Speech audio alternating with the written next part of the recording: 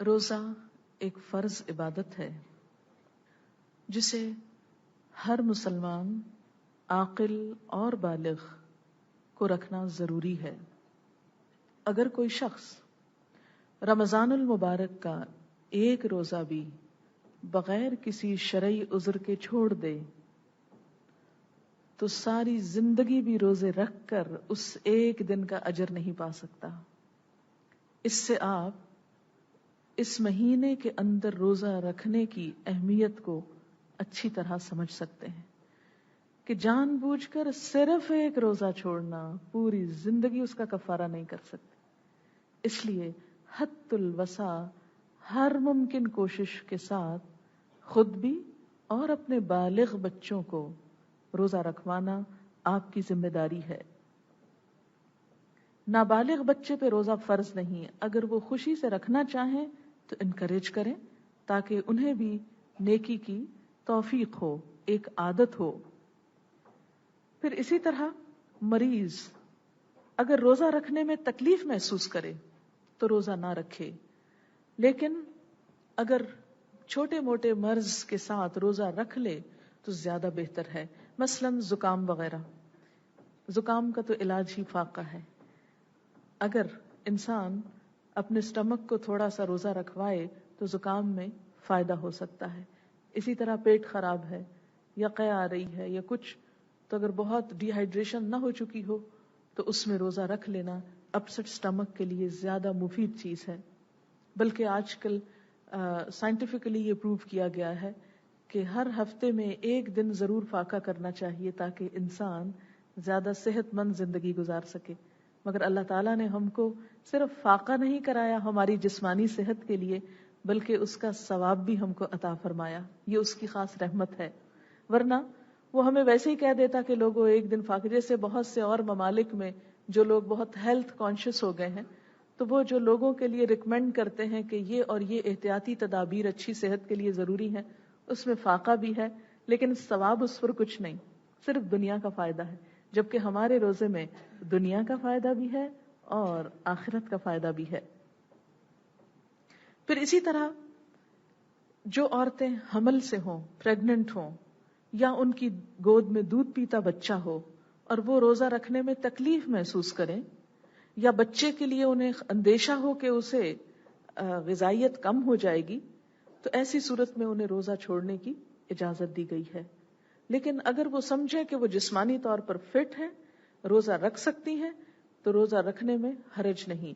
صرف حاملہ ہونا یا دودھ پلانے والی ہونا کافی نہیں کہ انسان فوراً ہی روزہ چھوڑ دے، لیکن بعد میں ان خواتین کو بھی چھوڑے ہوئے روزوں کی قضا رکھنی ہوگی، تو اس لیے بھی بہتر ہے کہ انہی دنوں میں رکھ لے تھوڑی بہت تکلیف کے ساتھ۔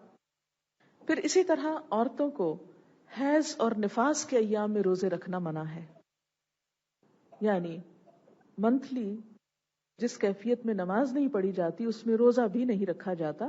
اسی طرح بچے کی پیدائش کے بعد جب تک عورت پاک نہیں ہوتی اس وقت تک وہ نفاس کی حالت ہے، اس میں بھی روزہ نہیں رکھنا چاہیے۔ زیادہ سے زیادہ مدت 40 دن ہے نفاس کی، لیکن اگر کوئی عورت ایک ہفتے کے بعد پاک ہو گئی ہے تو وہ بلا وجہ 40 دن کا انتظار نہیں کرے گی، جیسے ہمارے ہاں 6 یا 40 دن کے ایک مدت پوری کی جاتی ہے اور اس دوران عورت خاص طور پر بیمار بنی رہتی ہے، تو وہ کوئی بیماری کی کیفیت نہیں ہے۔ جب بھی وہ اس کیفیت سے پاک ہو وہ نہائے اور روزہ رکھ لے اور نماز بھی شروع کر دے۔ پھر اسی طرح جو لوگ روزہ رکھنے پر قادر نہ ہوں، جیسے کوئی شخص دائمی مریض ہے، ایسا مرض ہے کہ جس میں روزہ جان کا خطرہ پیدا کر دے، تو ایسے لوگوں کو روزہ بھی نہیں رکھنا اور اس کی قضا بھی نہیں رکھنا، اس کی بجائے وہ فدیہ دے دیں۔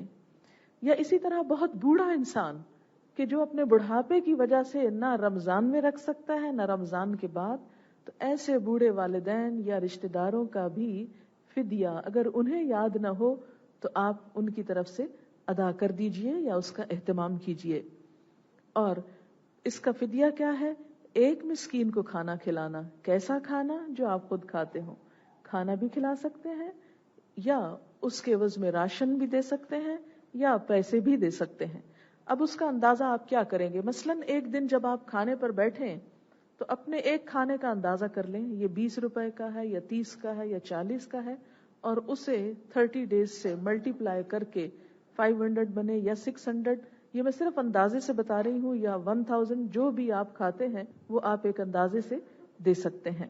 اسی طرح جو شخص مجنون ہو یا پاگل ہو یا جس کے ہوش و حواس نہ ہو اور اس کے اندر اچھائی برائی کا کوئی فرق نہیں، اسی طرح جو لوگ بوڑھے ہو جائیں اور ان کی عقل چل جائے، تو ایسے لوگوں کے لیے بھی روزہ نہیں، اور نہ ہی وہ فدیے کے مکلف ہیں، کیونکہ ان کو تو کوئی پتہ نہیں. ہاں اگر ان کے طرف سے ان کے بچے دے دے تو بہتر ہے، اگر کوئی نہیں دیتا تو ان پہ گناہ نہیں، کیونکہ وہ حدیث میں آتا ہے نا کہ رفع القلم عن ثلاث، 3 لوگوں سے قلم اٹھا لیا جاتا ہے، یعنی ان کا نامہ اعمال نہیں لکھا جاتا، اور اس میں ایک مجنون بھی ہے. بچہ جب تک چھوٹا ہو، مجنون، اور اسی طرح جو شخص سویا ہوا ہو، تو جب تک انسان سوتا ہے تو فرشتے بیٹھے رہتے ہیں انتظار میں، اٹھے کوئی بات کرے تو پھر لکھیں، ورنہ وہ خالی صفحے چلتے ہیں. تو بہرحال ان پر فدیہ نہیں جن کی عقل چل جائے، لیکن اگر کوئی اور دے دے، ان کے بچے یا والدین یا کوئی بھی، تو دے دیں تو ایک اچھی افضل چیز ہوگی، فرض کے درجے میں نہیں.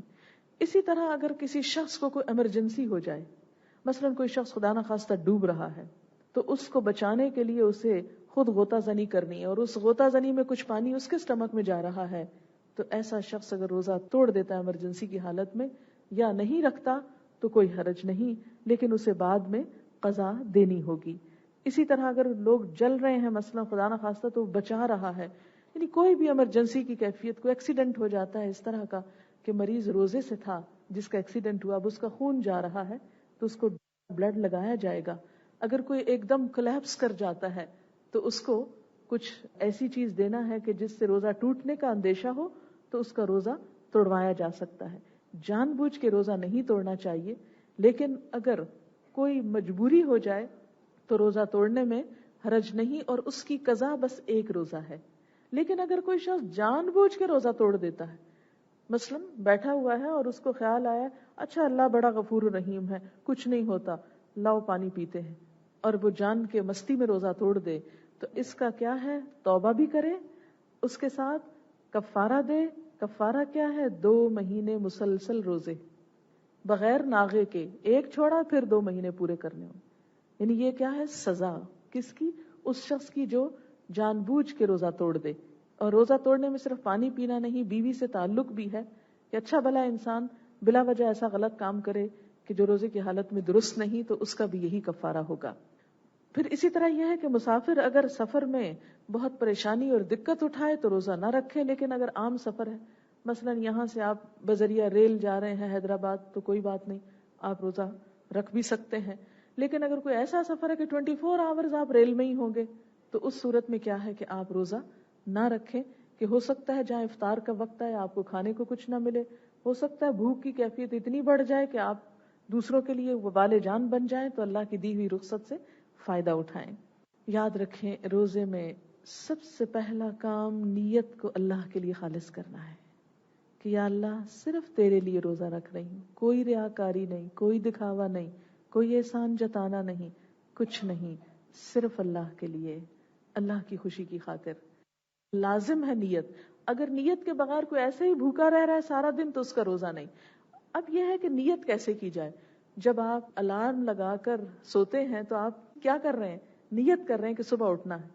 تو صبح اٹھ کے جب کھا پی رہے ہیں سحری، تو یہ نیت میں شامل ہو جاتا ہے. اس کے لیے کوئی خاص الفاظ نبی صلی اللہ علیہ وسلم نے ہمیں نہیں سکھائے. یہ جو ہمارے ہاں عموماً مشہور ہے وَبِصَوْمِ غَدٍ نَوَيْتُ مِنْ شَهْرِ رمضان، جو مجھ سمیت آپ سب ہم بچپن سے پڑھتے چلے آ رہے ہیں، جب میں نے اس کے ترجمے پہ غور کیا تو ترجمہ تھا کہ کل کے روزے کی نیت کرتا ہوں. اب روزہ تو آج رکھ رہے ہیں تو نیت کل کی کیسے ہو رہی ہے؟ کون سا کل، پچھلا یا اگلا؟ بہرحال تو نیت کیا ہے؟ نیت کا تعلق دل سے ہوتا ہے. دل میں آپ سوچ لیں بس کافی ہے، یہی نیت ادا ہو گئی. اس کے لیے کسی مخصوص دعا یا الفاظ کا کوئی بھی ثبوت ہمیں نہیں ملتا. روزے کا جو وقت ہے طلوع فجر سے غروب شمس تک، صبح صادق سے پہلے سحری کھا لی جائے. مگر افسوس کے ساتھ کہنا پڑتا ہے کہ کچھ اذانیں بہت دیر تک ہوتی رہتی ہیں جس میں روزے کا وقت جو ہے نکل چکا ہوتا ہے. تو پلیز اذانوں پہ نہ جائیے، اس چیز کو دیکھیے کہ وہ وقت کیا ہے، اس وقت میں اپنی سحری جو ہے وہ کھانا بند کر دیجئے. سحری ضرور کھانی چاہیے اگرچہ دل نہ ہو، کیونکہ نبی صلی اللہ علیہ وسلم نے فرمایا فصل ما بین صیامنا وصیام اہل الکتاب اکلۃ السحر، ہمارے اور اہل کتاب کے روزے کے درمیان فرق کرنے والی چیز سحری کھانا ہے. آپ کو پتہ ہے کرسچنز بھی روزے رکھتے ہیں اور ان کا کیا ہے روزہ کہ کھایا کچھ نہ جائے، یعنی صبح سحری نہیں ہوتی اور پھر دن میں اچھی چیزیں نہ کھائی جائے، پانی وانی پی لیتے ہیں، وہ بھی اپنی مرضی سے ایڈیشن کر لی انہوں نے. سحری خواہ ایک گلاس پانی ہو، خواہ ایک کھجور ہو، خواہ دودھ کا گھونٹ ہو، خواہ اپنی طلب مرضی سے جو بھی حلال رزق اللہ نے آپ کو دیا ہے کچھ بھی آپ کھا سکتے ہیں، لیکن کھائیے ضرور. 1-2 دن تکلیف ہوتی ہے، پھر عادت ہو جاتی ہے، کیونکہ اس وقت کھانا اجر اور ثواب کا باعث ہے. نبی صلی اللہ علیہ وسلم نے فرمایا السحور اکلہ برکہ فلا تدعوہ ولو ان یجرع احدکم جرعۃ من ماء فإن اللہ عز وجل وملائکتہ یصلون علی المتسحرین. سحری کھانا برکت کا باعث ہے، اسے نہ چھوڑو، چاہے کوئی ایک گھونٹ پانی ہی پیے، کیونکہ اللہ عز وجل اور اس کے فرشتے سحری کھانے والوں پہ رحمت بھیجتے ہیں. اللہ تعالیٰ رحمت برساتے ہیں، فرشتے دعائیں کر رہے ہوتے ہیں. تو آپ کھا رہے ہیں اور اس کھانے میں آپ کے لیے دعائیں ہو رہی ہیں. اس وقت کو انجوائے کیجئے، صرف ٹیسٹ کے ساتھ نہیں، رحمت برسنے کے ساتھ بھی. اور فرشتے رحمت و مغفرت کی دعا کرتے ہیں. دیکھیے اس وقت اگر آپ سحری کھائیں گے تو آپ کھانے میں مصروف ہیں، آپ خود نہیں دعا کر رہے، فرشتے آپ کے لیے مقرر ہیں جو آپ کے لیے دعائیں کرتے رہیں. نبی صلی اللہ علیہ وسلم کا طریقہ کیا تھا سحری کا؟ طلوع فجر سے، طلوع شمس نہیں میں کہہ رہی، طلوع فجر کہہ رہی ہوں، طلوع فجر سے تھوڑی دیر پہلے آخری وقت تک کھایا کرتے تھے. بہت ارلی سحری نہیں کر لینی چاہیے، جب خاتمے کا وقت ہو اس کے قریب قریب سحری کرنی چاہیے. اور بات یہ ہے کہ جب ہم نبی صلی اللہ علیہ وسلم کی سنت کو فالو کریں گے، ایک تو آپ کی سنتوں میں سہولت بڑی ہے، دوسرا اس کا ثواب ہوگا. تو آپ یہ کہیں نہیں میں تو بس 1 گھنٹہ پہلے کھا لوں کہ زیادہ ثواب مجھے ملے، تو اس میں زیادہ ثواب نہیں، آخری وقت میں کھانے میں زیادہ ثواب ہے. اور نبی صلی اللہ علیہ وسلم نے بغیر کھائے پیے جان بوجھ کر مسلسل روزہ رکھنے سے منع کیا ہے. اسے صوم وصال کہتے ہیں. صوم وصال کو آپ نے ناپسند فرمایا کہ افطار بھی کرو اور صبح بھی کھاؤ، بغیر کھائے پیے نہیں. اتفاق ہو جائے کہ آنکھ نہیں کھلی اور آپ سمجھتے ہیں کہ میں اس کو پورا کر سکتی ہوں اس روزے کو، آپ روزہ رکھ جائیے. لیکن آنکھ کھل جائے اور نہ کھا کے انسان سوچے کہ میں بہت متقی ہوں، تو یہ تقویٰ نہیں. اصل تقویٰ نبی صلی اللہ علیہ وسلم کی سنت کو فالو کرنا ہے. پھر دوسری سنت، روزہ کھولنے میں بھی جلدی کرنی چاہیے. یہ نہیں کہ انسان کھجور ہاتھ میں لے کے بیٹھا رہے، اچھا سب کھول لیں، میں سب سے آخر میں کھولوں گا، میں اپنا روزہ لمبا کر رہا ہوں. اس وقت لمبا کرنے کا ثواب نہیں. اب حکم ہو گیا تو فوراً ہی روزہ کھول لیجئے، لیکن سورج غروب ہونے کے بعد، اس سے پہلے نہیں، کیونکہ اگر پہلے کھول لیا تو پھر روزہ ختم ہو جائے گا. اور سورج غروب ہونے کے فوراً بعد کھولا تو سنت کا ثواب بھی ملے گا اور کھانے پینے کا ثواب بھی. نبی صلی اللہ علیہ وسلم نے فرمایا لوگ اس وقت تک ہمیشہ بھلائی میں رہیں گے جب تک روزہ کھولنے میں جلدی کریں گے، یعنی وقت پہ روزہ کھولیں گے.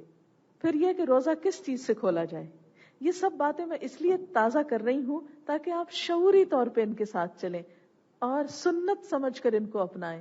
جب سنت کا اتباع کریں گے تو عمل کے جو حسن ہے اور کوالٹی ہے وہ کئی گنا بڑھ جائے گی. آپ کسی بھی چیز سے روزہ کھول سکتے ہیں، لیکن زیادہ افضل کیا ہے؟ ان چیزوں سے کھولنا جو نبی صلی اللہ علیہ وسلم نے جن چیزوں سے کھولا. نبی صلی اللہ علیہ وسلم کا معمول تھا، یہ سنن نبی داؤد کی روایت ہے کہ نماز مغرب سے پہلے تازہ کھجوروں سے روزہ افطار کرتے، جس کو رطب کہتے ہیں، جو اردو میں ڈوکے جن کو کہا جاتا ہے، تازہ کھجور. اگر نہ ہوتی، یعنی موسم نہ ہو یا اویلیبل نہ ہو، تو چھواروں سے روزہ کھول لیتے، خشک کھجور سے. اگر چھوارے بھی نہ ہوتے تو پانی کے چند گھونٹ پی لیتے اور اس کے بعد نماز. آپ دیکھیں کہ اس وقت پھر ایک صبر کا امتحان ہوتا ہے، طرح طرح کے کھانے لگے ہوئے ہیں اور ادھر سے نماز جا رہی ہے. لہٰذا عادت یہ بنائیے کہ روزہ افطار کر کے کھجور ہو یا پانی یا دودھ جو بھی آپ کو نصیب ہو، اس کے بعد مغرب کی نماز پڑھ لیجئے، پھر اطمینان سے کھانا کھائیے. کیونکہ جلد بازی میں کھانا کھانا بھی سارے دن کی بھوک کے بعد صحت کے لیے نقصان دہ ہے، اور نماز کی بھی تاخیر، مغرب کی جو ہے آدھا گھنٹہ تاخیر کر دینا تو وہ بھی درست نہیں. لہٰذا اگر اعتدال کی راہ اختیار کی جائے تو زیادہ بہتر ہے. جب پانی تھوڑا اندر چلا جائے یا کھجور چلی جائے، اور خالی معدہ میں کھجور جب استعمال ہوتی ہے تو کھجور مکمل ڈائٹ ہے، بہت بہترین اثر رکھتی ہے. اور اس میں ایک بات یہ بھی یاد رکھیے کہ نبی صلی اللہ علیہ وسلم نے کھجور کے بارے میں یہ بھی بتایا کہ اگر جو نہار منہ اگر صبح کے وقت کوئی کھجور کھاتا ہے تو اس پہ زہر اور جادو وغیرہ کا اثر نہیں ہوتا. آپ کو پتا ہے کہ جادو کے بھی کچھ جسمانی اثرات بھی ہوتے ہیں نا، تو وہ جسم میں کھجور ایسی ریزسٹنس بلڈ کرتی ہے کہ جس کی وجہ سے آپ کے لیے آئندہ روزہ رکھنا بھی فائدہ مند ہوتا ہے، اور بہت سے انفیکشن سے اور نقصان دہ چیزوں سے آپ بچ جائیں گے. خصوصاً خواتین کے لیے، خواتین کے اندر کھجور ایسے مادے پیدا کرتی ہے کہ جس سے ان کا سائیکل درست رہتا ہے، بچوں کی ولادت میں سہولت ہوتی ہے. اسی لیے قرآن پاک میں آتا ہے حضرت مریم علیہ السلام کے لیے کہ جب حضرت عیسیٰ علیہ السلام کی ولادت ہو رہی تھی تو اللہ تعالیٰ نے فرمایا وَهُزِّي إِلَيْكِ بِجِذْعِ النَّخْلَةِ تُسَاقِطْ عَلَيْكِ رُطَبًا جَنِيًّا، کہ کھجور کا درخت اپنے لیے ہلاؤ، تر و تازہ کھجوریں تمہارے اوپر گر پڑیں گی، یعنی ان کو اپنے اوپر گرا لو اور تازہ چنی ہوئی کھجوروں کو تم کھاؤ. تو یہ تازہ تو بہت اچھی ہے، اگر تازہ نہ ملے کوئی اور چیز بھی انشاءاللہ فائدہ مند ہوگی. اگرچہ نبی صلی اللہ علیہ وسلم نے اجوا کھجور کی بہت تعریف کی، بہت سی بیماریوں کا علاج بھی اس میں ہے، لیکن وہ ہر ایک کو اگر میسر نہیں اور پاکستان میں خصوصاً اویلیبل نہیں ہوتی تو کوئی بھی کھجور اس نیت سے کہ سنت ہے اور اس خوشی سے کہ یہ ہمارے لیے ایک مکمل غذا ہے، انشاءاللہ آپ کا روزہ مزید خوشگوار ہو جائے گا. باقی اس کے علاوہ اگر کچھ اور کھانا چاہیں تو منع نہیں ہے، اللہ تعالیٰ نے سہولت دی ہے، رخصت دی ہے. کوئی اور آپ کی دل پسند ڈرنک ہو، چیز ہو، آپ پی لیجئے، اس سے بھی افطار کا ثواب ہو جائے گا، مگر سنت کا ثواب اسی میں ہے. پھر یہ وقت جیسا کہ آپ جانتے ہیں قبولیت دعا کا ہے. نبی صلی اللہ علیہ وسلم نے فرمایا افطاری کے وقت روزہ دار کی دعا رد نہیں کی جاتی. افطار کے وقت کون سی دعا مانگی جائے؟ آپ کوئی بھی دعا مانگ سکتے ہیں، لیکن یہ دعائیں مسنون ہیں. اس میں ایک دعا ہے اللہم لک صمت وعلی رزقک افطرت، کہ اے اللہ میں نے تیرے لیے روزہ رکھا اور تیرے لیے افطار کرتا ہوں. ایک اور دعا جو عام کیلنڈروں میں لکھی ہوئی ہے لیکن بالکل بے سند اور بے اصل دعا ہے، اور اس کی کوئی سنت سے اس کی فضیلت ثابت نہیں، اور وہ کیا ہے؟ اللہم لک صمت وبک آمنت وعلیک توکلت وعلی رزقک افطرت. آپ دیکھیں گے ہمارے ٹیلی ویژن پر، ریڈیو پر یہ دعا دہرائی جاتی، کیلنڈروں پہ لکھی ہوتی ہے، لیکن اس دعا کی کوئی بھی نبی صلی اللہ علیہ وسلم سے ثبوت نہیں. اگر آپ ویسے پڑھ رہے ہیں تو پڑھ لیجئے، لیکن سنت سمجھ کر مت پڑھیے. سنت سمجھ کر جو دعا پڑھیے وہ سنن نبی داؤد کی ہے ذهب الظمأ وابتلت العروق وثبت الاجر انشاء اللہ. پیاس دور ہو گئی، رگیں تر ہو گئیں، اور اگر اللہ نے چاہا تو اجر ثابت ہو گیا. یہ دعا نبی صلی اللہ علیہ وسلم پڑھا کرتے تھے. پھر روزہ خود کھولنے کے ساتھ روزہ کھلوانے کا بھی ثواب ہے. یاد رکھیے کہ جب انسان کسی کا روزہ کھلواتا ہے تو اس چیز کو بھی بہت پسندیدہ عبادت شمار کیا گیا ہے. نبی صلی اللہ علیہ وسلم نے فرمایا من فطر صائما او جہز غازیا فلہ مثل اجرہ، جس نے کسی روزے دار کا روزہ کھلوایا یا کسی غازی کو تیار کیا تو اس کے لیے بھی اس کے برابر اجر ہے. یعنی روزہ کھلوانے کا ثواب کتنا ہے؟ اتنا ہی ثواب آپ کو جتنا اس روزہ رکھنے والے کو. گویا اگر آپ نے خود ایک روزہ رکھا اور 10 لوگوں کا کھلوایا تو آپ کے کل کتنے روزوں کا ثواب ہو گیا؟ 11 روزوں کا ثواب ہو گیا. اچھا، صحابہ کرام میں سے کسی نے کہا کہ یا رسول اللہ صلی اللہ علیہ وسلم، ہم میں سے تو ہر ایک کے پاس اتنا نہیں کہ ہم میں ہر شخص دوسرے کا روزہ کھلوا سکے. آپ نے فرمایا یہ ثواب اس کو بھی ملے گا جو ایک گھونٹ پانی یا دودھ یا کھجور کے ساتھ بھی کسی کا روزہ کھلوا دیتا ہے. یعنی اگر بڑی بڑی دعوتیں نہیں کر سکتے تو چھوٹی نیکی سے بھی کوئی محروم نہ رہے، صرف کھجور بھی کسی کو دے دیتے. بلکہ میں تو اپنے گھر میں یوں کیا کرتی تھی کہ خود جو کھجور اٹھانے کی بجائے پلیٹ سے سب کو آفر کر دیتی تھی کہ آپ سب لیجیے، بچوں کو، اپنے ہی گھر والوں کو. تو اب اپنے ہی گھر والے کھول رہے ہیں اور اس نیت سے کھلوا رہی ہوں کہ میرے ہاتھ سے یہ لے کے کھولیں گے تو کیا ہوگا؟ مجھے اجر ملے گا. اچھا، اس میں آپ دیکھیں کہ اس سے محبت بھی بڑھتی، ایثار اور قربانی بھی بڑھتی. اگر آپ ایک دن خود کریں، ایک دن بچوں سے کہیں آج فلاں سب کا روزہ کھلوائے گا، آج بیٹا کھلوائے گا، آج بیٹی کھلوائے گی. تو اس طرح ان کو آپ ایجوکیٹ بھی کر رہے ہیں، انہیں بھی ثواب کمانے کا موقع دے رہے ہیں اور ایثار بھی. ورنہ عموماً کیا ہوتا ہے، ہر ایک اس تلاش میں ہوتا ہے کہ جلدی سے میں کھا لوں. تو یہ جو افراتفری اور بے صبری کی کیفیت ہے، اس کو ختم ہونا چاہیے. روزہ تو ایثار اور قربانی سے کھاتا ہے، لہٰذا آپ اس کو اپنے سے پہلے دوسرے کو آفر کر کے یہ ثواب کما سکتے ہیں. اور اس کے علاوہ دوسرے لوگوں کا عموماً یہ سوچا جاتا ہے کہ اگر صرف غریبوں کا روزہ کھلوایا گیا تو اسی کا ثواب ہے.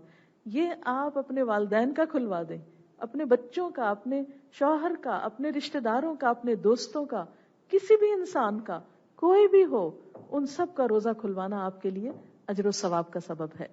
اب یہ ہے کہ روزے کی حالت میں، جیسے کہ پہلے بھی عرض کیا گیا کہ جھوٹ سے، لغو سے، بیہودہ باتوں سے پرہیز کرنا ضروری ہے.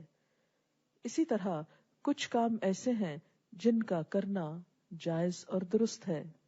روزہ دار کے لیے کون کون سے کام جائز ہیں، یعنی روزے کی حالت میں کیا کچھ کر سکتے ہیں. نمبر 1 یہ کہ حالت جنابت میں سحری کھا کر روزہ رکھا جا سکتا ہے. یعنی اگر کوئی شخص اس حال میں اٹھے کہ وہ ناپاک ہے اور ادھر سے روزے کا وقت جا رہا ہے تو پہلے سحری کھا لے، پھر اس کے بعد نہا لے، اگرچہ روزہ رکھا جا چکا. کیونکہ بہت سے لوگ اس معاملے میں کنفیوژن کا شکار رہتے ہیں. بعض خواتین جیسے پیریڈز کی حالت میں نہانا چاہتی ہیں اور رات کو نہا نہیں سکی، صبح کے وقت سحری بنانے میں وقت گزر گیا، کچھ کھانے میں گزر گیا. اب یہ ہے کہ فجر کا وقت ہے تو نماز سے پہلے آپ 1 گھنٹے کے اندر 1.5 گھنٹے میں نہا کے آپ نماز پڑھ سکتی ہیں، خواہ پیریڈز کی وجہ سے ہو یا ناپاکی کسی اور وجہ سے ہو. تو اس میں سحری کھانے کے بعد، روزے کی ابتدا کے بعد آپ اطمینان سے نہا سکتی ہیں. اسی طرح مثلاً اگر آپ کو نہانا تھا، آپ سوئے رہ گئے، ایسا سوئے کہ سحری بھی گئی، نماز بھی گئی اور دن چڑھ آیا، بعض اوقات نہیں پتا چلتا، کوئی ایسی ایمرجنسی کبھی کبھار ہو سکتی ہے، اور آپ کو نہانا بھی تھا، نہانا بھی گیا. اب آپ بیٹھے ہیں 7 بجے یا 8 بجے صبح اٹھے، اب آپ سوچتے ہیں میں کیا کروں، روزہ نہ رکھوں، نماز نہ پڑھوں، نہاؤں کہ نہ نہاؤں، کیا کروں. تو آپ کیا کیجئے کہ اس وقت سحری تو نہ کیجئے لیکن نہا لیجئے اور نماز جو قضا ہو گئی اس کو پڑھ لیجئے اور اپنا روزہ مکمل کر لیجئے. چاہے آپ کے دن کے 12 بجے آنکھ کھلی ہے تو بھی آپ اس وقت نہا کر اپنا روزہ مکمل کر سکتے ہیں، کیونکہ رات آپ جب سوئے تھے آپ نیت سے سوئے تھے کہ صبح اٹھ کر آپ روزہ رکھیں گے. پھر اسی طرح یہ ہے کہ روزہ دار مسواک کر سکتا ہے. نبی صلی اللہ علیہ وسلم نے جب فرمایا کہ اگر میری امت پر یہ بات گراں نہ ہوتی تو میں انہیں حکم دیتا کہ ہر نماز کے ساتھ مسواک کریں. اور نبی صلی اللہ علیہ وسلم کا یہ فرمان روزہ دار اور غیر روزہ دار سب کے لیے ہے. اور اس میں بھی آپ یاد رکھیے کہ مسواک کے اندر تھوڑا بہت جو کڑواہٹ ہوتی ہے یا ہلکا سا ٹیسٹ ہوتا ہے اس کی کوئی بات نہیں. اسی پر بعض علماء کہتے ہیں کہ ٹوتھ پیسٹ بھی جائز ہے، لیکن ٹوتھ پیسٹ میٹھا ہوتا ہے، اس سے بچنا چاہیے کیونکہ زبان پہ بہت سا ذائقہ آ جاتا ہے. لیکن مسواک آپ دن بھر میں کسی وقت بھی کر سکتے ہیں، اس سے روزہ مکروہ نہیں ہوتا. پھر اسی طرح یہ ہے کہ کلی بھی کر سکتے ہیں، ناک میں پانی بھی ڈال سکتے ہیں، لیکن احتیاط کہ وہ گلے سے، حلق سے سٹمک میں نہ چلا جائے. پھر اسی طرح روزہ دار جو ہے، جیسے ہسبینڈ اینڈ وائف ہیں تو وہ ایک دوسرے کو ہاتھ لگا سکتے ہیں. اگر اپنے جذبات پر کنٹرول ہو تو کس بھی کر سکتے ہیں، لیکن اس کے علاوہ باقی چیزیں جو ہیں وہ ممنوع ہے. یہ بات میں اس لیے کھول کے کری کہ عموماً ہمارے ہاں دین کے معاملے میں اتنی شرم برتی جاتی ہے کہ ہم حلال اور حرام میں تمیز نہیں کر سکتے. ہاں، جس کو یہ اندیشہ ہو کہ وہ اس حالت میں اپنے جذبات کو کنٹرول نہ کر سکے گا تو اس صورت میں کیا ہے کہ اسے اس چیز سے بھی بچنا چاہیے. پھر اسی طرح یہ ہے کہ روزے کی حالت میں ایسا ٹیکا لگوانا جائز ہے جس کا مقصد صرف دوا اندر بھیجنا ہو، طاقت حاصل کرنا نہ ہو. مثلاً ڈرپ نہیں لگوا سکتے آپ، مثلاً گلوکوز نہیں لگوا سکتے، یا ایسا ٹیکا مثلاً کوئی وٹامنس والا جس کے ذریعے آپ کو انرجی ملے، ایسا کوئی انجیکشن نہیں لگوایا جا سکتا. ہاں، وہ انجیکشن جیسے مثلاً اگر کسی کو ڈائبٹیز ہے تو اس کا انجیکشن جو ہے وہ اس لیے نہیں ہوتا کہ وہ آپ کو طاقت فراہم کر رہا ہے، وہ ایک پریونشن ہے، ایک علاج کے طور پر ہے، اس کی اجازت ہے. اسی طرح یہ ہے کہ عام طور پر جو دھواں وغیرہ ہوتا ہے، کھانا پکاتے وقت خوشبو آ رہی ہوتی ہے، اسے انہیل کرنے میں کوئی حرج نہیں کسی بھی چیز کو انہیل کیا جائے تو وہ لنگس تک جاتی ہے، دماغ پر جاتی ہے، لیکن وہ سٹمک میں نہیں جاتی. اس لیے انہیلر کا استعمال جو ہے اس کو علماء جائز قرار دیتے ہیں کہ جب روزہ ہو اور سانس کی اگر کسی کو تکلیف ہو تو ایسا انہیلر جو حلق سے، گلے سے، سٹمک میں نہ آئے لیکن اس طرح کا ہو کہ جو لنگس تک چلا جائے دوا کے طور پر، تو وہ جائز ہے. کوئی دوا اورلی لینا جائز نہیں. سٹمک کے اندر کوئی دوا انجیکشن سے یا کھا کر اندر نہیں لے جایا جا سکتا. ہاں اگر انجیکشن لگایا گیا ہے بازو پہ یا ٹانگ وغیرہ پہ تو اس میں حرج نہیں. پھر اسی طرح یہ ہے کہ روزے کی حالت میں خون دیا جا سکتا ہے، کیونکہ روزے میں کوئی چیز اندر لے جانا سٹمک میں منع ہے، کسی رگ سے خون نکالنا منع نہیں. مثلا بعض اوقات ایسی ایمرجنسی ہوگی، کوئی شخص سخت ایمرجنسی کی کیفیت میں اور اس کا بلڈ گروپ آپ سے ملتا ہے اور آپ کہیں نہیں جی میں تو روزہ نہیں توڑ سکتا اس لیے افطاری کے وقت میں خون دوں گا، تو افطاری تک اس شخص کی دنیا سے افطاری ہو چکی ہوگی. اس لیے ایسی سختی نہ کیجیے. خون دینے میں اگر آپ سمجھیں کہ آپ کی طاقت بحال رہے گی تو آپ کسی کی جان بچانے کے لیے خون دے سکتے ہیں. کیونکہ نبی صلی اللہ علیہ وسلم نے روزے کی حالت میں سینگنی لگوائی، وہ گندا خون نکالنے کے لیے جونکیں جو لگوائی جاتی تھی وہ آپ نے روزے کی حالت میں لگوائی. تو کیا ہے کہ انہوں نے ڈنک اندر لگایا ہوگا، پھر سک کیا ہوگا، تو اسی سے خون دینے میں حرج نہیں ہے. اسی طرح آنکھوں میں سرما لگانا جو ہے اس سے بھی ممانعت نہیں ہے. اسی طرح لپسٹک جو ہے یہ باہر ہوتی ہے، اسے کھایا نہیں جاتا، صرف لگایا جاتا ہے.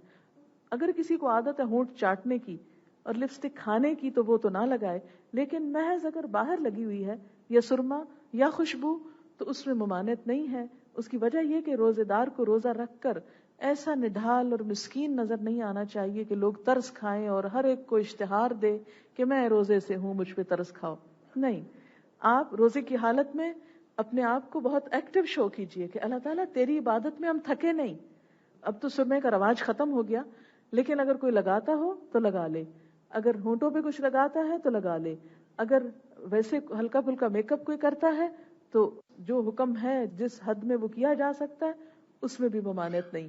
لیکن کوئی ایسی دوا نہ ڈالیں آنکھ میں کہ جس سے آنکھ سے وہ چیز حلق سے سٹمک میں جائے، کیونکہ سٹمک تک کسی چیز کے جانے سے روزہ جو ہے یا حلق کے نیچے اترنے سے روزہ ختم ہو جاتا ہے. پھر اسی طرح یہ ہے کہ اگر کوئی عورت یہ سمجھتی ہے کہ اس کا شوہر کھانے میں نمک کی کمی بیشی پر بہت ہنگامہ کھڑا کر سکتا ہے تو وہ نمک چکھ کر تھوک سکتی ہے، بشرطے کہ آگے نہ لے جائے اس کو. کن چیزوں سے روزہ ٹوٹ جاتا ہے؟ جان بوجھ کر کھانے پینے سے. ہاں اگر کوئی بھول کے کھا جائے تو اس کا روزہ نہیں ٹوٹے گا. نبی صلی اللہ علیہ وسلم نے فرمایا جب کوئی بھول کر کھا پی لے تو اس کو چاہیے کہ روزہ پورا کرے، اس لیے کہ اللہ نے اس کو کھلایا اور پلایا ہے. یہ بھولنا جو تھا یہ اللہ کی طرف سے ایک مہمانی تھی اس کی، تو اس کا روزہ نہیں جائے گا. مثلاً اگر آدھا تو آپ نے بھول کے کھایا اور آدھا کہیں اچھا آدھا کھا لیا تو اب آدھے کا کیا ہے، یہ بھی ختم کرتی ہوں، پلیٹ صاف کرنا سنت ہے، تو یہ سنت اس موقع پہ نہ فرمائیے. پھر اسی طرح یہ ہے کہ جان بوجھ کر قے کرنے سے روزہ ٹوٹتا ہے. جان بوجھ کے کرنا کیا؟ اندر حلق میں انگلی ڈال کے آپ کچھ نکال رہے ہیں، یہ غلط ہے. ہاں طبیعت کی خرابی سے خود قے آ گئی تو اس سے روزہ نہیں ٹوٹے گا. بعض لوگ یہ بہت کنفیوژن کرتے ہیں، قے آ گئی تو میں نے روزہ چھوڑ دیا. نہیں، خود قے آنے سے روزہ نہیں ٹوٹتا، جان کے قے نکالنے سے روزہ ٹوٹ جاتا ہے. حدیث میں آتا ہے جس کو خود قے آ گئی اس کا روزہ برقرار ہے، اس پہ قضا نہیں. اگر اس نے جان کر کی تو اسے چاہیے کہ قضا دے. پھر اسی طرح بیوی کے ساتھ تعلقات قائم کرنے سے جسمانی فزیکل ریلیشن جو ہے اس سے روزہ ٹوٹ جائے گا. اس کی قضا کے ساتھ کفارہ بھی دینا ہوگا، اور وہ کفارہ ایک گردن غلام آزاد کرنا ہے، یا متواتر 2 مہینے کے روزے رکھنا ہے، یا پھر 60 مسکینوں کو کھانا کھلانا ہے. لیکن یہ ترتیب کیا؟ پہلے غلام، اگر نہیں تو روزے رکھو، نہیں رکھنے کی ہمت، بوڑھے ہو یا بیمار رہو تو پھر 60 مسکینوں کو کھانا کھلا دو. پھر اسی طرح یہ ہے کہ حیض اور نفاس کی حالت میں روزہ ٹوٹ جاتا ہے. مثلا ایک عورت کا روزہ تھا، دوپہر میں بچے کی ولادت ہو گئی، اب روزہ نہیں ہوگا. اب وہ کھا بھی سکتی ہے، پی بھی سکتی ہے، دوا بھی کھا سکتی ہے. کیونکہ بہت سے لوگوں کو میں نے یہ کہتے سنا اگر 12 بجے کے بعد روزہ جائے تو روزہ ہو جاتا ہے. یہ بالکل بے بنیاد بات ہے. یاد رکھیں کہ اگر 5 منٹ پہلے بھی روزہ چلا جائے تو روزہ چلا جاتا ہے، ثواب مل جائے گا لیکن قضا رکھنا ہوگا. یہ عام طور پر خواتین کے ساتھ مسئلہ. اسی طرح اگر 10 بجے تک مینسز ہو رہے ہیں تو آپ کا روزہ نہیں ہے.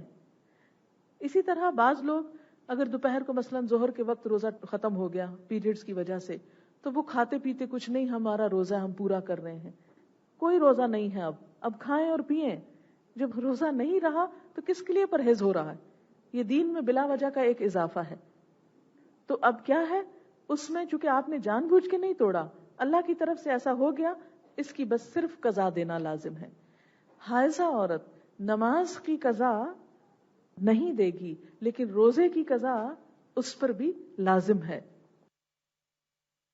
حائضہ عورت نماز کی قضا نہیں دے گی لیکن روزے کی قضا اس پر بھی لازم ہے. پھر اسی طرح یہ ہے کہ اپنے جسم سے کوئی بھی، یعنی جس کو آپ ماسٹربیشن کہتے ہیں، اگرچہ یہ ویسے بھی حرام ہے لیکن ایسی کسی کیفیت کے ذریعے جسم سے کسی مادے کا اخراج ہوتا ہے تو اس سے بھی روزہ ٹوٹ جاتا ہے، اور یہ جان بوجھ کے توڑنے میں آتا ہے، اور اس سے بھی پھر وہ کفارہ دینا ہوگا. پھر اس طرح یہ کہ قضا کے بارے میں چند مسائل. رمضان کے گزرنے کے بعد جلد ہی روزوں کی قضا کر لینی چاہیے. ضروری نہیں کہ مسلسل روزے رکھیں، روزہ رکھ کے پھر چھوڑ کے پھر رکھ سکتے ہیں. اگر کوئی شخص فوت ہو جائے اور اس پر روزے تھے، جیسے خدا نہ خواستہ کسی کا عید کے دن ڈیتھ ہو گئی اور اس کے روزے رہتے تھے، مثلاً ایک حاملہ عورت تھی، اس کے روزے رہتے تھے کہ وہ بچے کی پیدائش میں خدا نہ خواستہ فوت ہو گئی، اب کیا کیا جائے اس کے روزوں کا؟ تو اس کے لیے کیا کہا گیا ہے کہ وہ اس کے پیچھے اس کے جو وارث ہیں، بچے ہیں یا کوئی اس کی طرف سے روزے رکھ لے. اگر کوئی تیار نہ ہو والنٹیئر کرنے کو تو پھر کیا کرے؟ اس کا کفارہ دے دے. کفارہ کیا ہے؟ وہی جو زندہ انسان کے روزے کا کفارہ ہے، یعنی ایک مسکین کو کھانا کھلانا. جان بوجھ کے روزہ توڑنے کا کفارہ کیا ہے؟ 60 مسکینوں کا کھانا. اور خود بخود روزہ ٹوٹ جائے یا شرعی عذر کی وجہ سے نہ رکھا جائے تو اس کے لیے ایک مسکین کا کھانا.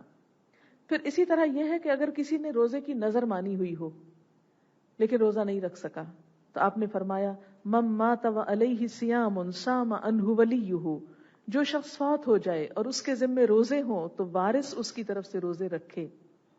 پھر اسی طرح یہ ہے کہ نماز کے بغیر روزہ قبول نہیں. بعض لوگ روزہ تو رکھ لیتے ہیں لیکن نماز نہیں پڑھتے. کیوں؟ اس لیے کہ نبی صلی اللہ علیہ وسلم نے فرمایا وہ عہد جو ہمارے اور کافروں کے درمیان ہے، یعنی مسلمانوں اور کافروں کے درمیان ہے، وہ نماز ہے. جس نے نماز کو چھوڑ دیا گویا اس نے کفر کیا، یعنی اللہ کی شدید ناراضگی ہے اس پر. تو اس کا یہ مطلب نہیں کہ جو روزہ رکھ رہا اور نماز نہ پڑھ رہا تو آپ اسے کہیں روزہ مت رکھو. آپ اس سے کیا کہیں کہ نماز بھی پڑھو. پھر یہ ہے کہ رمضان کی ایک خاص عبادت جو ہے وہ قیام اللیل ہے، رات کی نماز. قیام اللیل نبی صلی اللہ علیہ وسلم پر فرض تھا، تہجد کی نماز امت پر فرض نہیں. آپ ساری زندگی نبوت کے بعد یہ رات کی نماز پڑھتے رہے. ہمارے لیے کیا ہے کہ ہم رمضان کے دنوں میں پڑھیں، پھر بھی فرض نہیں، سنت کے درجے میں ہے، نفل کے درجے میں ہے. یہ نماز جو ہے با جماعت بھی پڑھی جا سکتی ہے اور الگ الگ بھی پڑھی جا سکتی ہے، یعنی خواتین کے لیے. اس میں آپ دیکھیں کہ نبی صلی اللہ علیہ وسلم نے 3 دن با جماعت نماز ادا فرمائی تھی. آپ کے ساتھ صحابہ کرام نے بہت شوق کے ساتھ یہ نماز پڑھی. چوتھے دن بھی صحابہ آپ کے منتظر رہے لیکن آپ نہیں آئے، کیونکہ آپ کو ڈر ہوا کہ اتنا شوق دیکھ کر اللہ تعالیٰ کہیں فرض نہ کر دیں اور پھر یہ لوگ پورا نہ کر سکیں گے. اور اس لیے بھی آپ دیکھیں نا کہ جو عبادت فرض ہوتی ہے وہ تو فرض کی ادائیگی ہے، لیکن جو عبادت فرض نہیں، نفل ہے، جو عبادت دل کی خوشی سے کی جاتی ہے، اس کا اجر کیا ہے؟ اس پہ ثواب اور زیادہ ملتا ہے. اللہ تعالیٰ اگر رات کی عبادت فرض کر دیتے تو وہ تو اور بات تھی. اب فرض نہیں کی، ہم اپنی خوشی کے ساتھ وہ کرنے کو آ رہے ہیں تو اس میں اللہ تعالیٰ کی طرف سے اور زیادہ اجر ہے. پھر اسی طرح یہ ہے کہ نبی صلی اللہ علیہ وسلم کا جو طریقہ تھا وہ آخر رات میں نماز پڑھنے کا تھا، یعنی سحری کے وقت. لیکن رمضان میں ہر شخص سحری کے وقت اٹھ کے نہیں پڑھ سکتا، تو کیا طریقہ اختیار کیا گیا کہ ابتدائی رات میں عشاء کی نماز کے بعد اس کو ادا کر لیا جائے، تو انشاءاللہ اس کا اجر و ثواب قیام اللیل کا مل جائے گا. پھر اس میں آپ دیکھیں کہ قرآن پاک میں عباد الرحمن کی صفات یہ بتائی گئی ہیں، والذین یبیتون لربہم سجدا وقیاما، وہ لوگ جو راتیں گزارتے ہیں سجدے اور قیام کی حالت میں. اور ایک اور جگہ پر بھی تہجد کی فضیلت یہ بتائی گئی ہے رات کی نماز کی، کہ ان کو نہیں پتا ان کے رب نے ان کی آنکھوں کی ٹھنڈک کا کیسا کیسا سامان ان کے لیے تیار کر رکھا ہے. ایک اور حدیث میں آتا ہے من قام رمضان ایمانا و احتسابا غفر له ما تقدم من ذنبه، جس نے رمضان کی راتوں میں ایمان اور احتساب کے ساتھ قیام کیا اس کے پچھلے سارے گناہ معاف کر دیے جائیں گے. اور حدیث میں آتا ہے کہ روزہ اور قیام اللیل قرآن بندے کے حق میں سفارش کرے گے. روزہ کہے گا کہ یا رب میں نے اسے کھانے پینے سے روکے رکھا، تو اس کے حق میں میری سفارش قبول فرما. قرآن کہے گا یا رب میں نے اسے رات سونے سے روکے رکھا، تو اس کے حق میں میری سفارش قبول فرما، کہ یہ نماز میں رات کو پڑھتا تھا. تو اس سے پتہ چلتا ہے کہ رات میں تراویح میں قرآن سننا جو ہے وہ بھی خاص طور پر انسان کی شفاعت کا سبب بنے گا، تو اس کا اہتمام کیا جانا چاہیے. اگر کسی مسجد میں جگہ ہو وہاں پڑھ لیجئے، اگر وہاں نہ جانے کا موقع ہو گھر میں پڑھ لیجئے. جو خواتین گھر کی ہیں وہ اکٹھے ہو کر پڑھ سکتی ہیں، بے شمار خواتین حافظ ہوتی ہیں، ان سے قرآن سن سکتی ہیں. حافظہ عورت جو ہے وہ آگے بڑھ کر امامت نہیں کرائے گی، لائن کے اندر ہی کھڑے ہو کر دیگر خواتین کے ساتھ بلند آواز میں قرآن پڑھ کر سنائے گی. اس طرح آپ دیکھیں گے کہ وہ آپ کے نوافل بہت زیادہ آسان بھی ہو جائیں گے اور بہت پر لطف بھی انشاءاللہ ہو جائیں گے. پھر اسی طرح یہ ہے کہ چند کام اور بھی ہمیں رمضان میں کرنے ہیں جن کی طرف توجہ دلانا مقصود ہے. یاد رکھیں کہ اس مہینے میں ایک رات ایسی آتی ہے جو 1000 مہینوں سے بہتر ہے، یعنی آخری عشرے کی راتیں، ان میں قیام کرنا، عبادت کرنا، شب بیداری کرنا بہت فضیلت کا سبب ہے. رمضان کی ہر رات کو اللہ تعالیٰ اپنے بندوں کو جہنم سے آزادی عطا فرماتا ہے. اس لیے ان راتوں میں اللہ سے دعا کیجئے، سوتے میں بھی آنکھ کھل جائے تو فوراً دعا کیجئے یا اللہ تو میری جان کو بھی جہنم سے آزاد کر. کیونکہ حدیث میں آتا ہے نبی صلی اللہ علیہ وسلم خطبہ دینے کے لیے ممبر پہ تشریف لے جا رہے تھے، پہلی سیڑھی پہ قدم رکھا تو فرمایا آمین، دوسری پہ قدم رکھا تو فرمایا آمین، تیسری پہ قدم رکھا تو فرمایا آمین. صحابہ کرام نے عرض کیا یا رسول اللہ صلی اللہ علیہ وسلم ہم نے کسی کو دعا مانگتے تو نہیں دیکھا، تو یہ آپ نے آمین کیوں فرمایا؟ تو آپ نے فرمایا جب میں پہلی سیڑھی پہ قدم رکھ رہا تھا تو جبریل نے آ کر ایک دعا مانگی تو میں نے آمین کہی، دوسری اور تیسری پر. ان دعاؤں میں سے ایک دعا یہ کہ جو شخص رمضان کے روزے پائے اور پھر اپنے گناہوں کی بخشش نہ کروا سکے تو اس پر اللہ کی لعنت، فرشتوں کی لعنت اور تمام مخلوق کی لعنت، یعنی وہ ہلاک ہوا، ہر رحمت سے محروم ہوا. اس لیے شعوری کوشش کے ساتھ اللہ تعالیٰ سے خاص دعائیں کر کے اپنی جان کو جہنم سے آزاد کروانا ہے. پھر آپ دیکھیں اس میں جنت کے دروازے کھول دیے جاتے ہیں، جہنم کے دروازے بند کر دیے جاتے ہیں، سرکش شیاطین کو جکڑ دیا جاتا ہے. اللہ تعالیٰ جنت کو روزانہ سنوارتے ہیں. ہم جیسے روز اپنے گھروں کو خوبصورت بناتے ہیں، رمضان کے راتوں میں ہر روز اللہ تعالیٰ جنت کو مزید خوبصورت بناتے ہیں. پھر جنت سے خطاب کر کے اللہ تعالیٰ کہتے ہیں میرے نیک بندے اس مہینے میں اپنے گناہوں کی معافی مانگ کر اور مجھے راضی کر کے تیرے پاس آئیں گے، میں ان کے لیے جنت سجا رہا ہوں. تو آپ یہاں بھاگ دوڑ کر رہے ہیں اور اللہ تعالیٰ وہاں آپ کے لیے جنت کو سجا اور سنوار رہے ہیں. اس لیے اگر اس مہینے میں تھوڑے سے گھر اگنور ہو جائیں، ذرا سی اگر ڈسٹنگ میں کمی آ جائے، فرش چمکنے سے رہ جائیں یا بہت اعلیٰ درجے کے سیٹ اپ نہ ہو سکے، کوئی بات نہیں.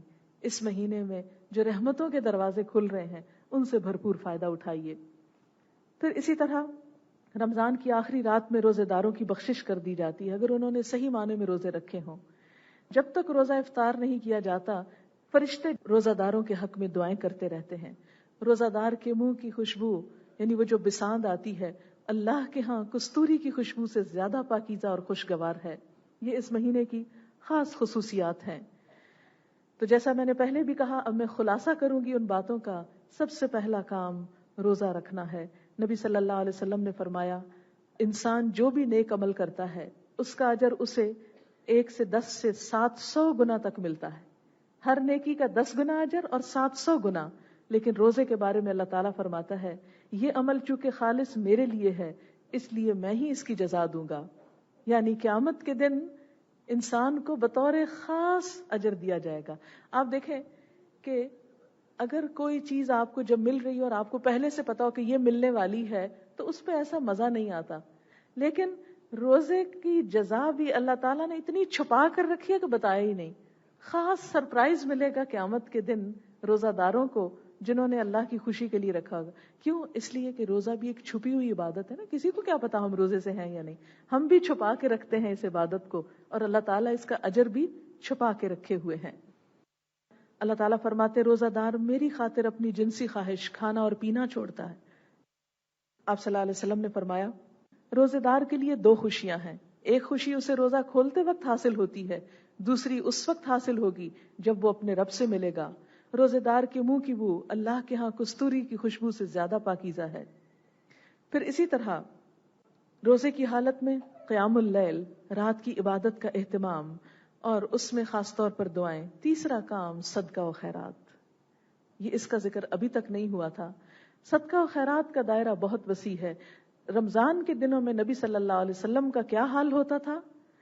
حضرت ابن عباس کہتے ہیں رسول اللہ صلی اللہ علیہ وسلم بھلائی کے کاموں میں سب سے زیادہ سخاوت کرنے والے تھے, اور آپ کی سب سے زیادہ سخاوت رمضان کے مہینے میں ہوتی تھی. رمضان میں سب سے زیادہ سخی ہوتے تھے.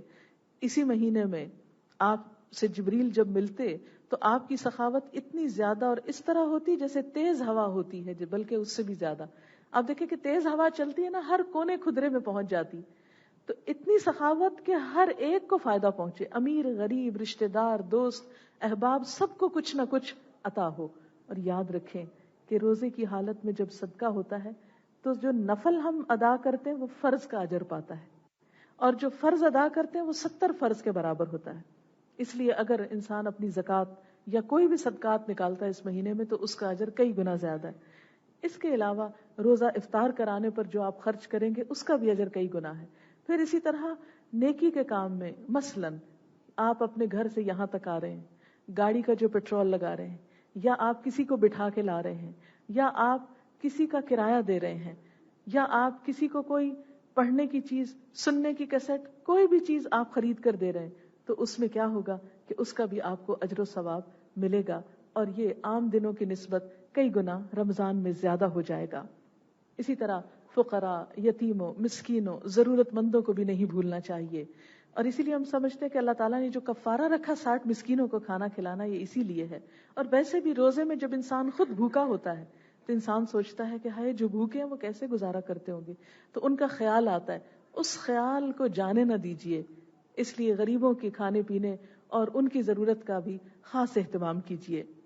پھر اسی طرح آپ دیکھتے ہیں کہ کثرت تلاوت, قرآن پاک کی تلاوت. پہلا روزہ رکھنا, دوسرا قیام اللیل, تیسرا صدقہ و خیرات, چوتھا قرآن سے شغف. کوشش کیجیے کہ صبح سحری کے وقت کچھ نہ کچھ بلند آواز میں قرآن کی تلاوت ہو. بلند آواز میں جب آپ کی زبان بول رہی ہے اور کان سن رہے ہیں اور دل محسوس کر رہے ہوں, اس کی تلاوت آپ کے دلوں کو خاص طور پہ نرم کرے گی.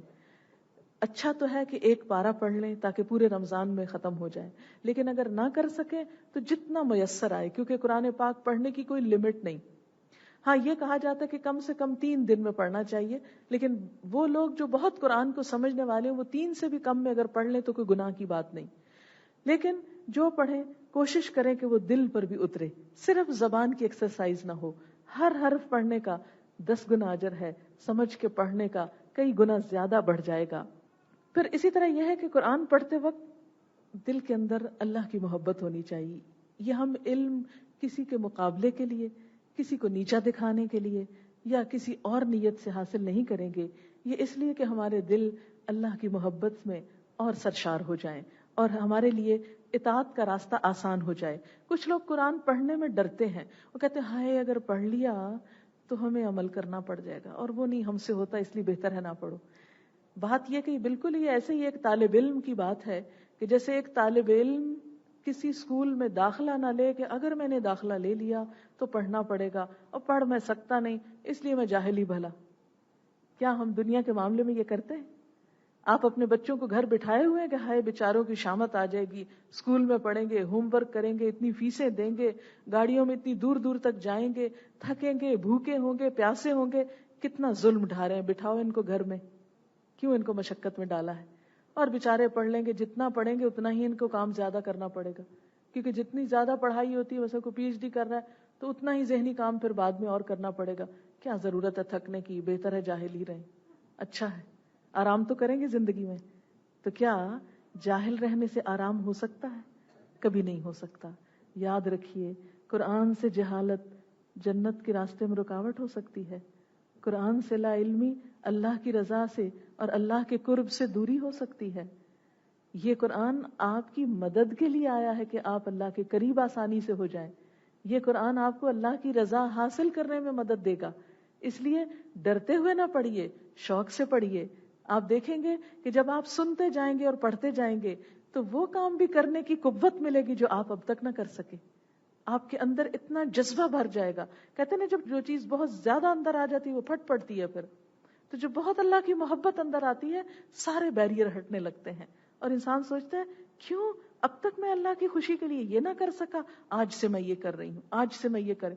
آپ ایک مضبوط اور ایک بہترین انسان بننے کے لیے اس قرآن کو اپنا مددگار پائیں گے. اس لیے کوئی بھی اس سے نہ ڈرے, بلکہ وہ لوگ جو آج ڈر کے مارے نہیں آئے کہ ہمیں کہیں سن کر کچھ کرنا نہ پڑے, ان کو بھی بتائیے کہ جب سن کے کریں گے تو وقت تو اچھے کام میں گزرے گا, ورنہ ویسے بھی گزر جائے. اگر ہم نہیں کریں گے, مثلاً اگر آپ آج یہاں نہ آتے, کیا آپ کا یہ وقت بچ جاتا؟ یہ تو گزر جاتا. کسی بھی کام میں آپ سوچئے کہاں گزرتا. شاید اس جگہ پر آپ اتنا کچھ تازہ نہ کر سکتے اپنے دل کو جتنا آپ یہاں آ کر تھوڑی دیر میں ساری چیزیں دہرا کر ایک شعوری طور پر رمضان کے اندر داخل ہونے میں آپ کو مدد ملے گی. آپ دیکھیں گے روزے تو آپ نے ویسے بھی رکھنے تھے, لیکن انشاءاللہ اب جو روزے رکھیں گے اس میں آپ کی دل کی محبت اور نیت اور شعور اور نیکیوں کی طرف بڑھنے کی خواہش ہوگی.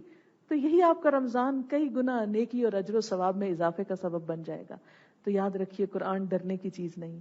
قرآن تو آپ کا مددگار ہے, آپ کا ساتھی ہے, آپ کا دوست ہے, صرف دنیا میں نہیں قبر میں بھی. صحیح حدیث میں یہ بات آتی ہے کہ جو شخص قرآن کے ساتھ شغف رکھتا ہے مرنے کے بعد قبر کے اندر ایک خوبصورت انسان کی شکل میں انسان کا دل بہلائے گا اور اس کو مانوس کرے گا. یعنی ہم دعا مانگتے ہیں نا, اللہم آنس وحشتی فی قبری, اے اللہ میری قبر کی وحشت مجھ سے مانوس کر دے. تو وہ وحشت قبر کے اندر تنہائی نہ رہے گی, قرآن ایک دوست کی شکل میں آپ کے ساتھ ہوگا. آپ اس سے بھاگتے ہیں. قرآن پاک میں اللہ تعالیٰ خود فرماتے ہیں افبہذا الحدیث انتم مدہنون, کیا اس کتاب, اس بات, اس کلام کے ساتھ تم بے نیازی برتتے ہو. انشاءاللہ جہاں آئے گی وہاں میں آپ کی توجہ دلاؤں گی کہ اللہ تعالیٰ پہلے قرآن پاک کی عظیم صفات بیان کرتے ہیں, اس کی خوبی اور اس کی پھر کہتے ہیں تم اس سے منہ موڑ کے جا رہے ہیں, این تذہبون, کہاں جا رہے ہو, کیوں جا رہے ہو, اس کو چھوڑو گے. افبہذا الحدیث انتم مدہنون, اس کتاب کے ساتھ لاپرواہی برتو گے. نہیں, ہمیں کسی بھی قیمت پر اس وقت کو نکالنا ہے, خاص کرنا ہے. صرف اپنے لیے نہیں, اپنی بچیوں کے لیے, اپنی دوستوں کے لیے, جو لوگ نہیں پہنچے اور ڈر رہے ہیں, جھجک رہے ہیں, ان کو بھی پکڑ کے لانا ہے تاکہ ساتھ ساتھ یہ سفر ہو.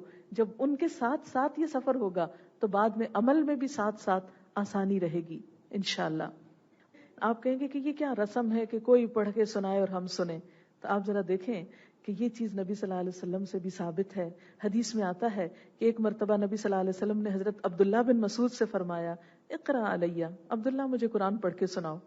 ابن مسعود نے عرض کیا اقرا علیک وعلیک انزل, میں آپ کو پڑھ کے سناؤں, آپ پہ تو قرآن نازل ہوا ہے. آپ نے فرمایا انی احب ان اسمعہ من غیری, مجھے اچھا لگتا ہے, میں پسند کرتا ہوں کہ اپنے علاوہ کسی اور سے سنوں. آپ سے بڑھ کر قرآن کا عالم کون ہوگا, لیکن آپ کو بھی پسند تھا کہ کسی سے سنو. تو خواہ آپ پہلے ترجمہ پڑھ چکے ہوں, آپ تفسیر پڑھ چکے ہوں, لیکن اس موقع کو غنیمت جانیے, سن کر لطف اٹھائیے, کیونکہ قرآن کا سننا بھی ایک عبادت ہے اور سن کر دل میں اترنا زیادہ آسان ہوتا ہے. اسی طرح ہم دیکھتے ہیں کہ نبی صلی اللہ علیہ وسلم نماز میں بھی سنا کرتے. تو دوسرا سننا آپ کا رات کے وقت ہوگا, تراویح کے اندر انشاءاللہ.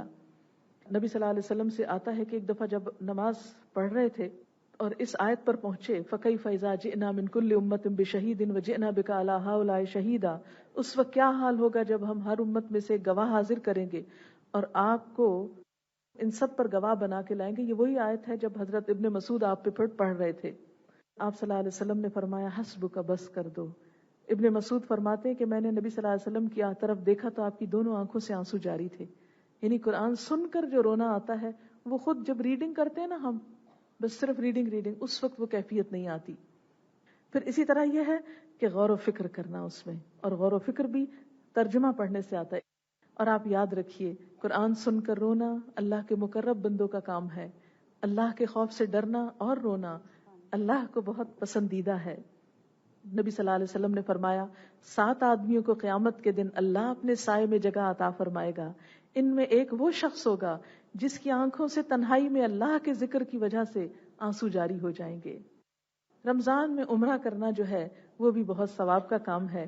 حدیث میں آتا ہے کہ رمضان کا عمرہ حج کے برابر ہے، یعنی اتنا اجر ہے.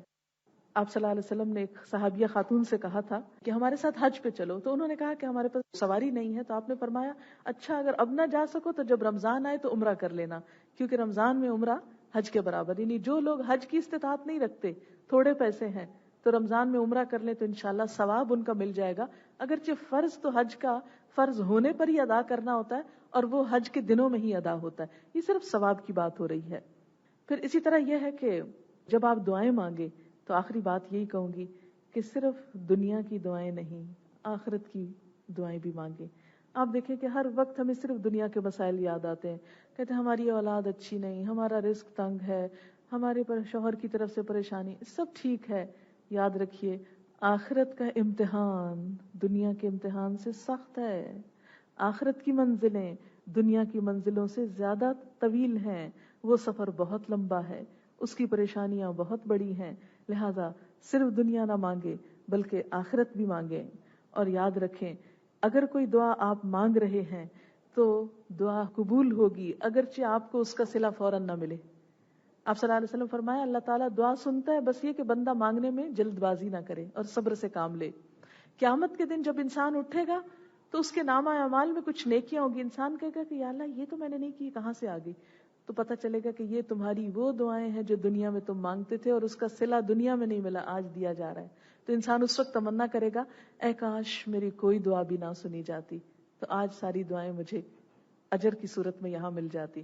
اس لیے کبھی مایوس نہ ہو. حضرت زکریا علیہ السلام بڑھاپے میں دعا مانگ رہے ہیں اولاد کی، اور کیا کہتے ہیں وَلَمْ أَكُمْ بِدُعَائِكَ رَبِّ شَقِيًّا، اللہ تجھ سے مانگ کے کبھی بدبخت نہیں ہوا، میں کبھی مایوس نہیں ہوا، کیونکہ مجھ کو پتا ہے اگر آج نہیں ملے گا تو کل مل جائے گا. اور یاد رکھیے دعاؤں کی کثرت سے آفات اور بلائیں ٹلتی ہیں، کہ وہ چیز نہیں ملی ایک آفت ٹل جاتی ہے. پھر دوسرے بہن بھائیوں کے حق میں ضرور دعا کیجئے. میں آپ کے لیے کروں، آپ میرے لیے کیجئے، کیونکہ غائبانہ دعا جلد قبول ہوتی ہے. نبی صلی اللہ علیہ وسلم نے فرمایا مسلمان کی اپنے مسلمان بھائی کے حق میں غائبانہ دعا قبول ہوتی ہے.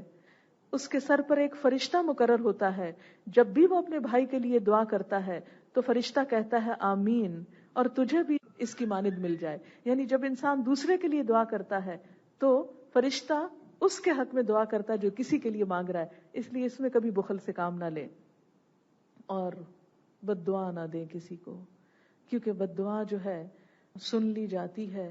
انسان جلد باز ہے، غم آ جاتا ہے، دکھ آتا ہے، پھر جب قبول ہو جاتی پھر خود ہی پچھتاتا ہے.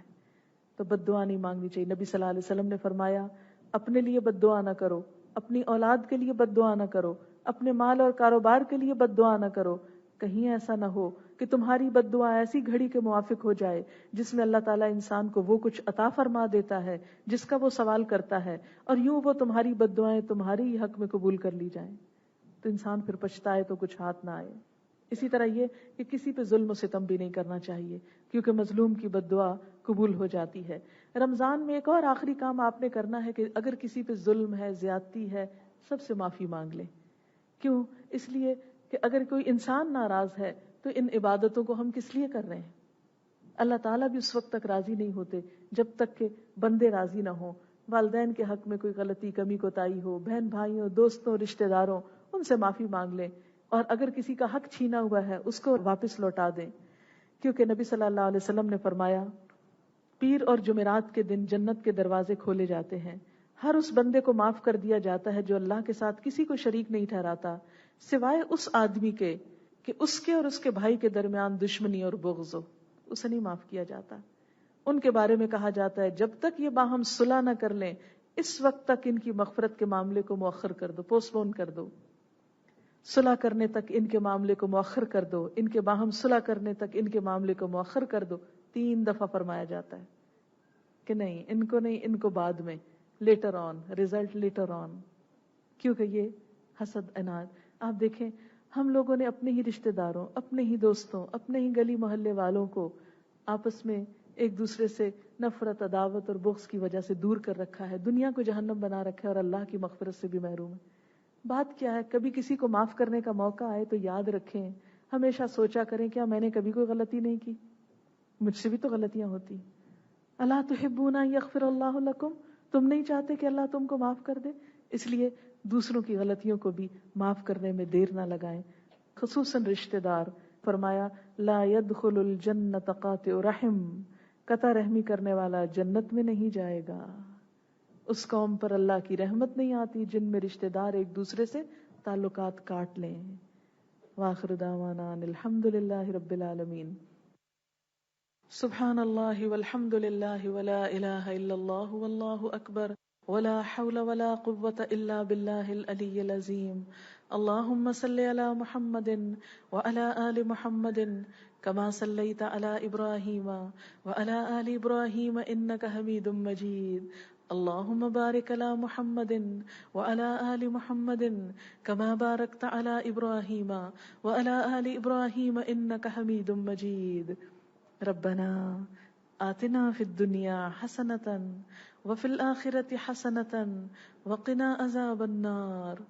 ربنا لا تزغ قلوبنا بعد إذ هديتنا وهب لنا من لدنك رحمة إنك أنت الوهاب. یا رب العالمین، جو کچھ ہم نے پڑھا ہے تو اپنی رحمت سے اسے قبول فرما. اگر ہم سے کوئی غلطی ہو گئی ہو تو معاف کر دینا، اگر بات بتانے میں کوئی کوتاہی ہو گئی ہو تو درگزر فرمانا، اور جو باتیں ہم نے تیری پسند اور تیری رضا کے لیے کی ہیں اللہ تعالی ہمیں ان پر عمل کرنے والا بنانا. یا اللہ تمہیں اس مجلس کی برکت سے، اس کی سعادت سے محروم نہ رکھنا. ہم تیرے راستے پر جو گھر سے نکلے ہیں تو ہماری نیت کو صرف اپنے لیے خالص کر لینا، ہمارے ہر کام کو آخرت کا ذخیرہ بنا دینا، ہماری گناہوں کی بخشش کا سبب بنا دینا، اور تو ہم سے راضی ہو جانا. اللہ ہمیں اس راستے پر استقامت عطا فرما. یا اللہ جو راستہ ہم نے تیری رضا کے لیے، تیرے دین کی تعلیم کے لیے چنا ہے، سیکھنے اور سکھانے کے لیے، اللہ تو اس راستے کو ہمارے لیے آسان کر دے. یا اللہ تو ہمیں ہماری ہر برائی اور ہر برے عیب سے ہمیں نجات عطا فرما. ہماری اولادوں کو ہماری آنکھوں کی ٹھنڈک بنا، ہمارے بچوں کو، ہمارے شوہروں کو ہمارے اس کام میں ہمارا مددگار بنا. یا اللہ تو ہماری ساری مشکلات کو آسان کر دے، سب بیماروں کو صحت دے، سب دکھی لوگوں کے دکھ دور فرما. اس قرآن اور اس رمضان کو سب کی آنکھوں کی ٹھنڈک بنا اور ہمارے سینوں کو کھول دے، اپنے دین کا پیغام سمجھنے کی توفیق دے، ان راستوں کو آسان کر دے، ہمارا ایک ایک قدم فی سبیل اللہ کر دے، اور ہماری اس کوشش کو قبولیت کا درجہ عطا فرما دے. ربنا تقبل منا انک انت السمیع العلیم وتب علینا انک انت التواب الرحیم. وصلی اللہ تعالی علی خیر خلقہ محمد وعلی آلہ واصحابہ واہل بیتہ اجمعین برحمتک یا ارحم الراحمین. الہی آمین. سبحانک اللہم وبحمدک نشہد ان لا الہ الا انت نستغفرک ونتوب الیک. والسلام علیکم ورحمۃ اللہ وبرکاتہ.